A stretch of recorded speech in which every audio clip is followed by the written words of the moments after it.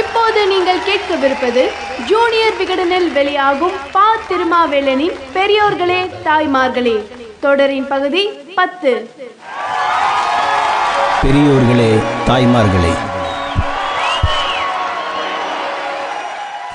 திராவிட இயக்கத்தை வீழ்த்துவோம், திராவிடத்தை கருவறுப்போம் என்ற முழக்கங்கள் இன்று எந்நாளும் கேட்கிறது.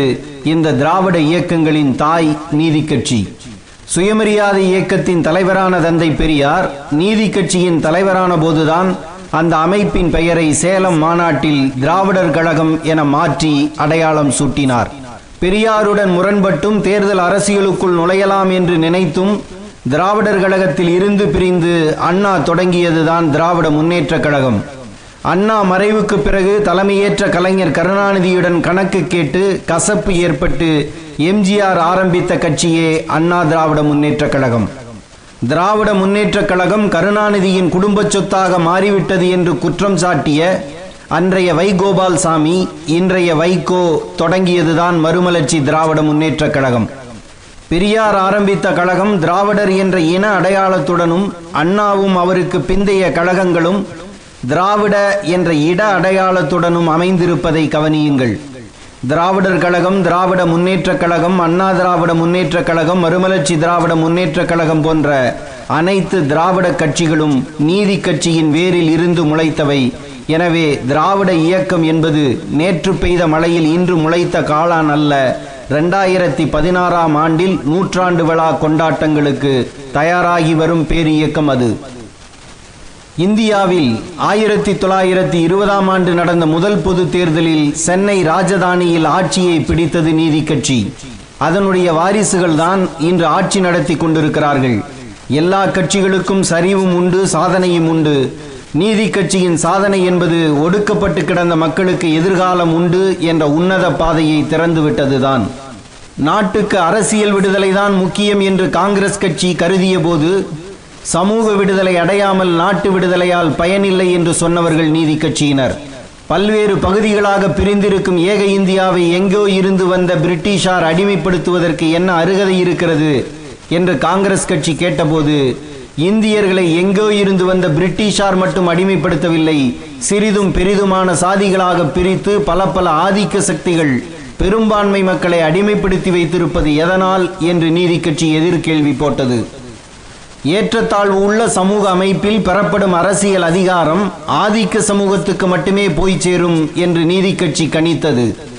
சென்னை விக்டோரியா மண்டபத்தில் 95 ஆண்டுகளுக்கு முன்பு பேசிய நீதி கட்சியின் தலைவர் TM நாயர், அரசியல் அதிகாரம் சம அளவில் பகிர்ந்தளிக்கப்படாவிட்டால் எப்போதுமே அதனால் ஆபத்து ஏற்படும். அதுதான் பல இனங்கள் வாழும் நாடுகளின் அனுபவமாகும். ஒரு சமுதாயத்தின் கையிலே நீங்கள் அதிகாரத்தை குவித்து வைத்தால் இதர சமுதாயங்கள் கொடுமைப்படுத்தப்படும் ஆபத்து எப்போதும் உண்டு. இப்படி கொடுமைப்படுத்தப்படும் சமூகங்கள் ஆதிக்கம் செலுத்தும் சமூகத்துக்கு எதிராக புரட்சி செய்ய தொடங்கி விடுவார்கள் என்று அன்றே எச்சரித்தார். வெறி பிடித்த சாதி திமிர்களை அழிக்க வேண்டிய வேளையில் நம்மவர்கள் ஈடுபடுத்திக் கொள்ள வேண்டும். அதற்கு முதலில் வேண்டியது பாமர மக்களின் கல்வி. அறியாமை பேய் ஓடிவிட்டால் சாதி பேய் தானாக ஓடிவிடும் என்று TM நாயர் நம்பினார். ஆனால் இன்று என்ன பார்க்கிறோம்? படித்த வர்க்கம்தான் சாதி திமிரை நெற்றி பொட்டில் ஒட்டி கொண்டு அலைகிறது. படிப்பும் பட்டமும் பொறுப்பும் சாதியற்ற மனிதனை உருவாக்கவில்லை. வெறும் சாதியை மட்டுமே வைத்துக்கொண்டு சண்டை ஓட்ட மனிதனுக்கு இது கூடுதல் ஆயுதமாக ஆகி போனது. இந்த விபரீதத்தை TM நாயர் போன்றவர்கள் அன்று உணரவில்லை. தனக்கு மேலே எவரும் இருக்கக்கூடாது என்று நினைக்கும் எல்லா மனிதனும் தனக்கு கீழே பலரும் இருக்க வேண்டும் என்று நினைக்கும் சுயநல அரிப்பை TM நாயர் போன்ற உன்னத இதயங்களால் கணித்திருக்க முடியாது. தலைவர் MC ராஜாவும் சுப்பிரமணிய பிள்ளையும் ஏற்பாடு செய்திருந்த பெரும்பாலும் பட்டியலின மக்கள் கூடியிருந்த கூட்டத்தில் பேசிய TM நாயர் உருக்கும் உதாரணம் ஒன்றை சொன்னார். ஆடு மேய்க்கும் ஒருவரை பாருங்கள். காயம்பட்ட, கால் ஒடிந்த, நோய்வாய்ப்பட்ட ஆட்டையோ ஆட்டுக்குட்டியையோ அப்படியே நடுக்காட்டில் விட்டுவிட்டு மற்ற ஆடுகளை மட்டும் ஓட்டிக்கொண்டு போய்விடுவாரா? அப்படி செல்பவரை புத்திசாலி என்று சொல்ல முடியுமா?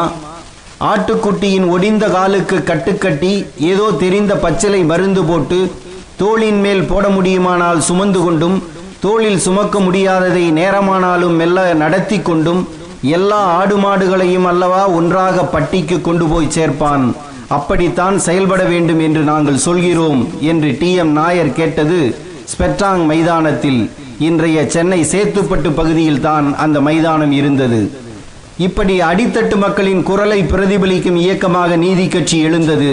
நீதி கட்சி என்பது கட்சி பெயர் அல்ல, காரண பெயர். சென்னை வேப்பேரி எத்திராஜுலு இல்லத்தில் 1916 நவம்பர் மாதம் 20ஆம் நாள் ஒரு கூட்டம் நடந்தது. இதில் குறிப்பிடத்தக்கவர்களாக P T. Thyagarayar, doctor T M. Nair, doctor C. Natesanar, Panagal அரசர், எம்.சி. ராஜா, டாக்டர் முகமது உஸ்மான் சாஹிபு, அலமேலு மங்கைத்தாயார் அம்மாள், கருணாகர மேனன் உள்ளிட்டவர்கள் இருந்தார்கள். சவுத் இந்தியன் லிபரல் ஃபெடரேஷன் என்ற அமைப்பை உருவாக்கினார்கள். இதை தமிழில் தென்னிந்திய நல உரிமை சங்கம் என்று எழுதினார்கள். அந்த அமைப்பின் சார்பில் ஜஸ்டிஸ் என்ற ஆங்கில இதழ் தொடங்கப்பட்டது. அதனால் அந்த கட்சி ஜஸ்டிஸ் கட்சி என்றும் தமிழில் நீதி கட்சி என்றும் அழைக்கப்பட்டது. சமூக சீர்திருத்தம் என்பதே தங்களது நோக்கம் என்று இவர்கள் வெளிப்படையாகவே சொன்னார்கள். எந்த ஒரு சமூகமும் மற்ற சமூகத்துக்கு கீழ்ப்பட்ட சமூகமாகவோ அதனுடன் சம உரிமையற்ற சமூகமாகவோ நினைக்கப்படவும் நடத்தப்படவும் கூடாது.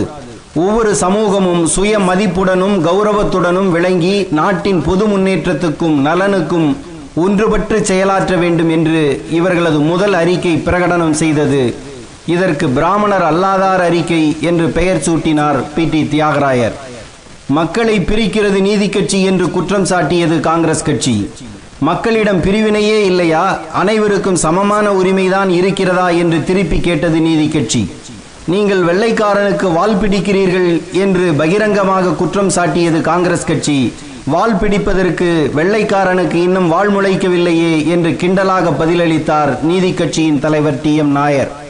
இங்கிலாந்து நாட்டு காமன்ஸ் சபைக்கு போட்டியிட்ட காங்கிரஸ்காரரான தாதாபாய் நவ்ரோஜி தான் வெற்றி பெற எனது வாளை பிடித்து கொண்டு அலைந்த கதை தெரியாதா என்று போட்டு உடைத்தார் டி.எம். நாயர்.